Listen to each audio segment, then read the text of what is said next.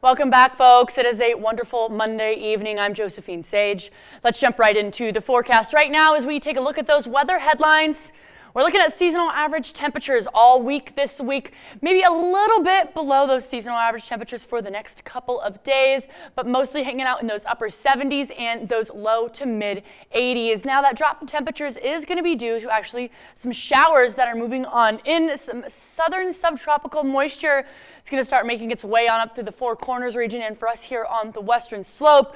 So those scattered but widespread showers are going to continue with us through the work week. We'll take a look here as this high pressure system starts to move across the plains this evening. We've got those storms moving through that Four Corners region with this stationary front starting to center over us throughout the middle of the work week and well into those later work week days as well. We're really not going to get a clearing of these precipitation values of these thunderstorms at least until Thursday afternoon. And it's due to this actually low pressure trough that's pushing its way on down from those northern areas to give that unsettling in the upper atmosphere to kind of shift that flow from that more easterly flow to back on up through the Gulf to bring in all of that moisture. And we're going to notice, well, tomorrow those morning hours are going to have that Four Corners region pretty much covered with scattered showers. The afternoon, that Alamosa area, that Telluride area, that Gunnison area has that chance for showers, and by the evening hours it's going to start to disperse, start to move well even down into that southern area closer to Albuquerque and El Paso, leaving us with clear skies. But like I said, we've got more rounds headed our way as we get into Wednesday and Thursday. So with that in mind, if you live in those mountainous areas, if you live in those low-lying areas, and if you live in those areas that are close to rivers, keep in mind that there is that chance for flash floods as these pretty heavy storms and even some areas could be getting up to an inch of rain move on in.